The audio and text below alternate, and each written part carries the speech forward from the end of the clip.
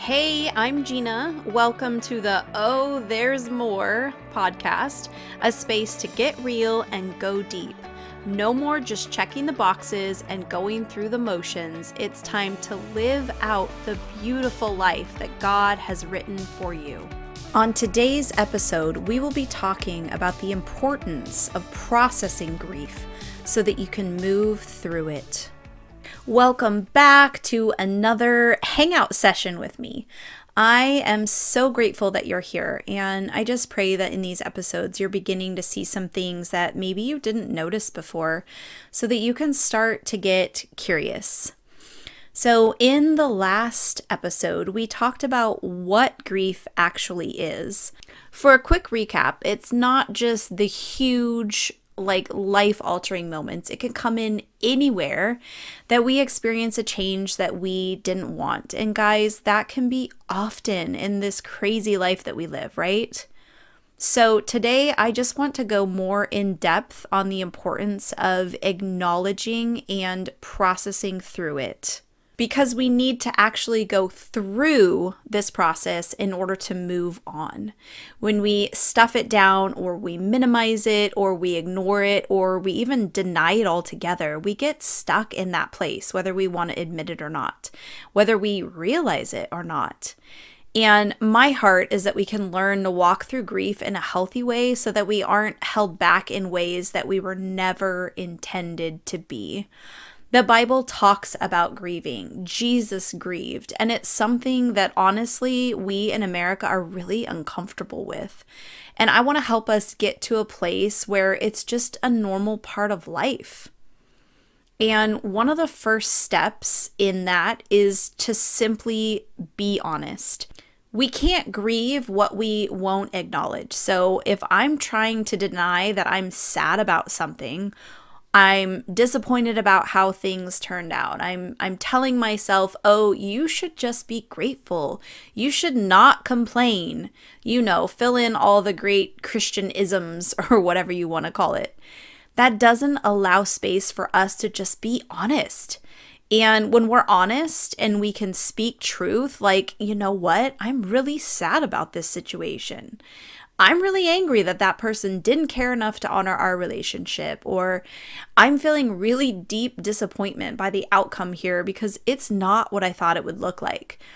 When we're honest about those things and instead of being stuffed down, they're brought to the forefront, we can actually begin to process through them. And a lot of times there's that place in loss where we're believing a mixture of truth and lies. I give an example of this in the last episode. I had to grieve the loss of how a friendship now looked. We did not have a falling out. We're still friends. Her sweet family has been called to foster care, and I'm blessed to go help her each week. But because of us both moving, our friendship and in turn our relationship now looks different. There are parts of our lives that just do not intersect anymore like they used to. And I was feeling like once again, I got my hopes up for things to be one way and they didn't pan out like I dreamed at all. So many times we don't even know that something is affecting us. Maybe it's denial or just being oblivious to it, or even not feeling like we have the right to be sad or disappointed because we're blessed and we shouldn't complain. So when I began to process this change in my friendship and really other parts of my life as well because of our move, I realized that there were some lies that I was believing around the circumstances that were tainting my thoughts and causing me to have almost more grief. So when the painful parts, the lies and the truth were all identified, as I mentioned in the last episode, it literally just lifted off of me without a single thing changing. The situation was the same. Nothing was different, aside from the fact that I realized why I was feeling the way that I was feeling. God helped me identify the lies that were there and then showed me the truth. Naming what you're grieving is also really important. I'm feeling something about this, but I don't know what it is. Taking the time to sit down with the Lord and having Him help identify what's coming up for you is so incredibly powerful, because so many times in that place of grief, it's tied to a previous experience. It's tied to something else that we've gone through, and the current loss or pain can almost reinforce that past experience and cause the grief to feel bigger than it is. So we want to make sure that we're not only being honest, but we're acknowledging what's going on and naming the emotions that comes with it. When we do that, it actually takes away so much power that that situation has over us, and ultimately, honestly, the enemy. The circumstances can't get twisted into places of untruth or added pain when we're confronting it all honestly and openly. When we're willing to be vulnerable about it and to feel what we feel instead of trying to avoid it or dismiss it, everything changes. And it is a place of vulnerability. I don't know anybody that wants to feel sadness or anger or disappointment or any of the other numerous negative emotions that there are.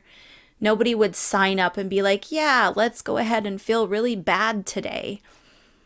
And so we get in this place of immediate response that we're not even aware of, where we try to avoid the feeling. We try to do everything we can to shove it back down. Nope, we don't want to feel that. Please go down, go away. We're not going there. And there's a lot of different ways that we can do that, by distracting ourselves or by trying to be positive about everything. Like, well, at least I have this, or yeah, but other people have it worse, or all the things that we're so good at saying to ourselves and to other people. Grief is not wrong. And let's go there. There is this stigma in Christian circles that almost makes us feel like we can't address what we're feeling and thinking if it's not topped with thankfulness and gratitude. Like we're somehow falling short if we feel or think anything negative. And my goodness, that is so far from the truth. It's when we get stuck in that place that we really need to rethink what's going on. But when we're processing through it, that is exactly what we're supposed to do. The other important piece is to invite people into that space with you. God created us to be in community, and I've got an episode in the works for a future date about this one, actually, because I have learned so much about what it looks like and what it means. Now, I know that can sometimes be tricky. It can be difficult for a number of reasons. And whether it's that you just don't have the support that you need, or you're in a place where it just doesn't feel safe to let people in, trust me, I understand.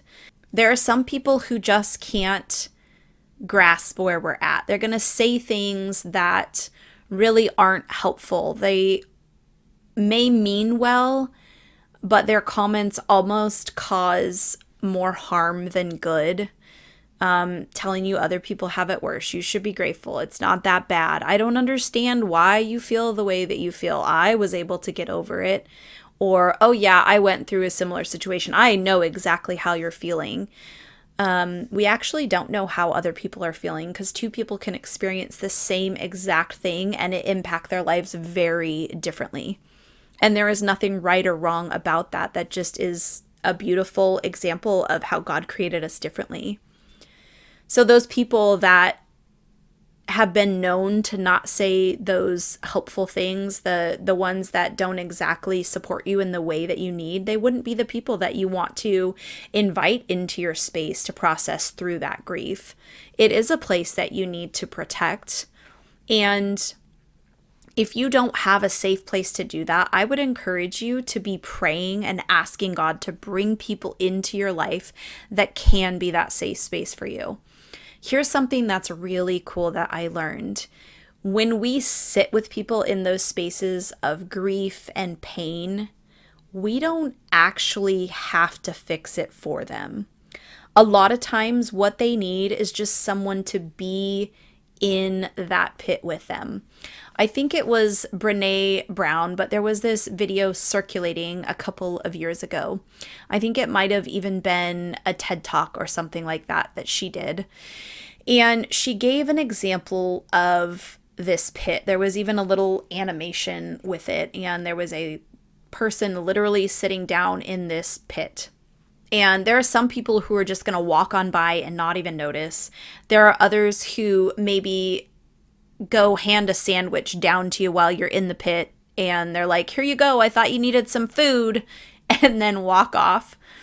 And then there's going to be other people who are literally going to crawl into that pit with you and just sit with you in that space. That's what we all need at different times. We need someone to just be present with us.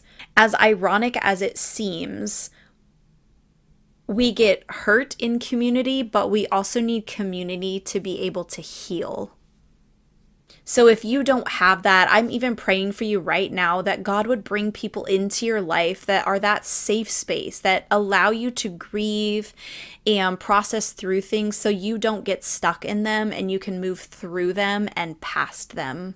And the thing is that when you grieve something, it doesn't mean that it didn't happen. It doesn't even necessarily mean that you're not going to feel any emotions about it anymore. You could still feel sad on occasion about it. What changes is that event no longer controls you. It no longer causes you to make decisions based off of what happened.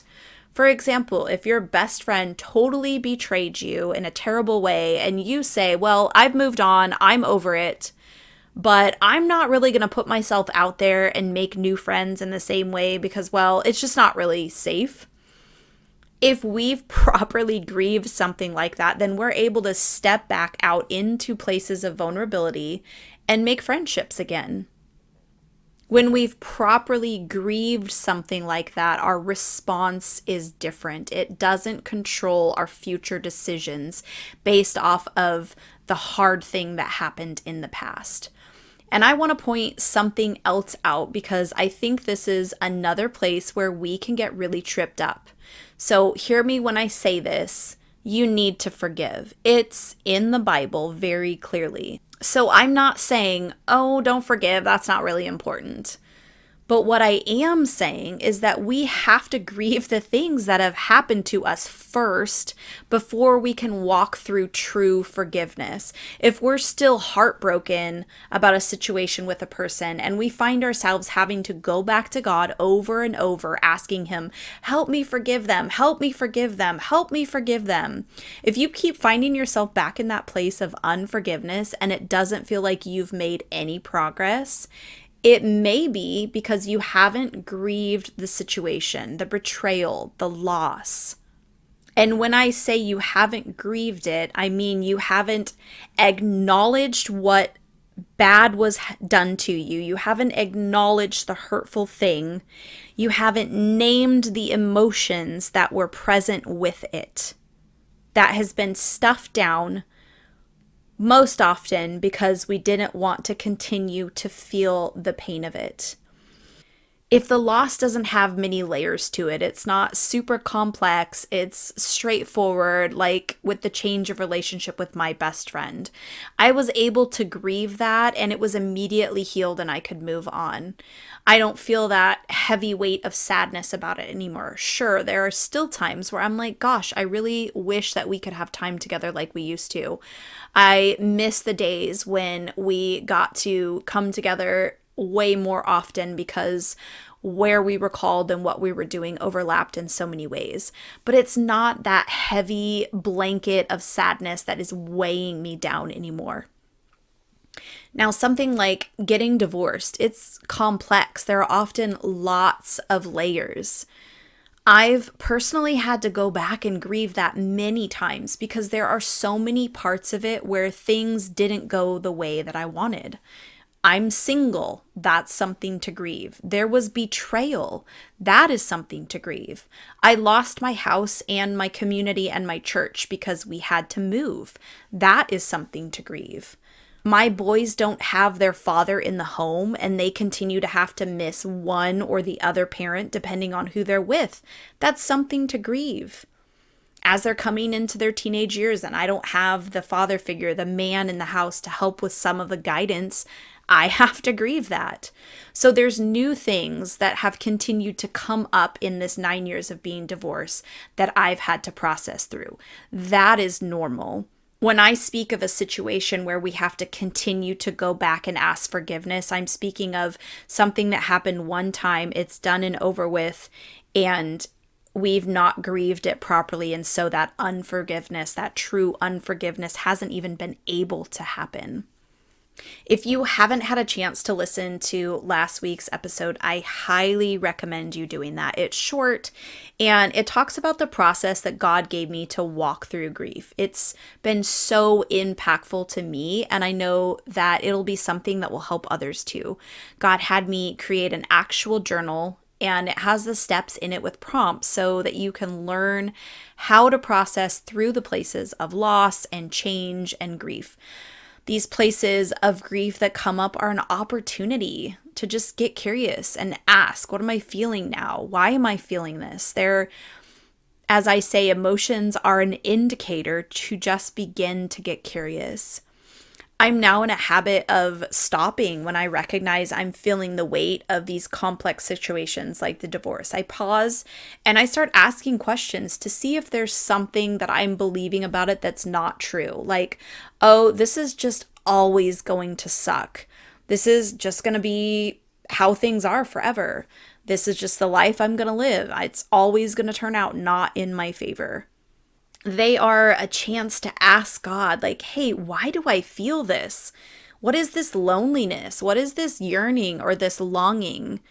And having him show up and tell me, hey, it's just because I've made you to be in partnership with somebody and right now you're not, and you haven't been for a while. And so that is what you're feeling.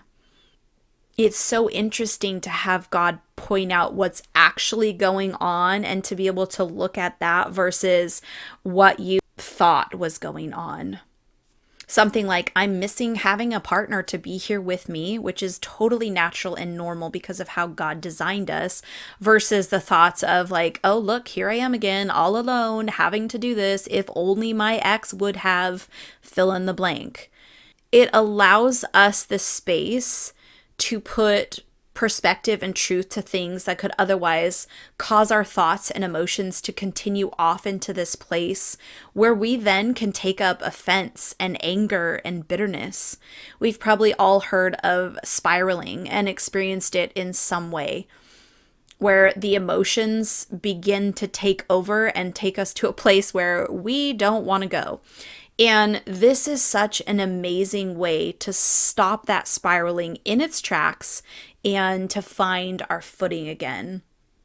And I love that not only did God make us each unique in who we are, He made our relationship with Him unique. And that also means that how we heal is going to be unique to us. I have done some different, I guess you could call them art projects. I don't know. God speaks to me in what I call mini movies because I don't know what else to call it, but it's like I can see things in my mind and they're not necessarily a still picture. They're like a little movie that God's showing me. And so at times I'll try to draw that out, or I'll use a program called Canva. A lot of people are probably familiar with that. I use it for my business. I'll go on Canva and illustrate something on there that He's showing me to just help get it out. There was a time where a lot of things were dug up for me in this healing journey, and I literally felt like I was standing there looking at these boxes that had been unpacked, and the contents of my life for decades was just thrown on the ground. And the image of it just continued to come up into my mind. So I totally went on Canva. I found the mock-up of a room and the back of a person and boxes. And then I found the different There was a doll from my childhood and high heels from my 20s and books and just all these different pieces of who I was. And I put them together in this Canva illustration. It was all like cartoonish, nothing that I would, share with other people really, but it was just the process of being able to go through, this is what I'm feeling right now. I'm feeling this heaviness. There's so many things that have been unpacked and that need to be grieved. And God gave me a way that was so therapeutic and unique to me to be able to grieve that. There are some other things that God has shown me. One of them was a backpack, and he showed me that I was carrying around all of these things that were not mine to carry because they were things that I had no control over. I drew out the backpack that was unzipped, and God had me write out words of all of the things that I was carrying around. And again, it was just so healing to be able to process through that, process through, what am I feeling right now? I'm feeling really heavy. Why am I feeling heavy? Oh, because I'm holding on to things that do not belong to me to carry around. And I've actually started to put some of these things that God's walked me through together in a, workbook, something like that. So maybe someday it will be available. Who knows? It's just been a really amazing process, and to feel like you're seen by God, like he knows me so well, so deeply, so intimately, that he would give me what it is that I need to be able to heal from these things that aren't helping me be the best version of me. There's no one size fits all or one right way to do it versus wrong way to do it, aside from just making sure that we're inviting God in, that we are seeking God and having him show us, letting him guide us to whatever process it is that we need, because he knows. Thankfully, he knows us better than we even know ourselves. And that means that he has healing for us if we're willing to get honest and be vulnerable. So just start with asking God, what is it that's going on right now? What is it that's making me feel so much anger, so much sadness, whatever the emotion is? And be open to the process, to discovering the things that God wants to reveal to you. Have God help you walk through it rather than trying to bypass it or do it all alone. As I've mentioned in other episodes, I have an emotions list. For me personally, it used to be really hard for me to pinpoint what I was feeling beyond those big categories of emotions like sadness or anger. You can head over to my website, ginapeak.com, and find that free resource. I would love for you to get it and just have it available for you as you begin to process through things. And the other thing is to just find the right people, invite them into that space with you. You'll find that there is just so much more joy and freedom on the other side of grieving. If you enjoyed this episode and you'd like to help support the podcast, please subscribe, leave a rating or review, and share it with your people. You can go to my website, ginapeak.com, to find extra resources and info. Until next time.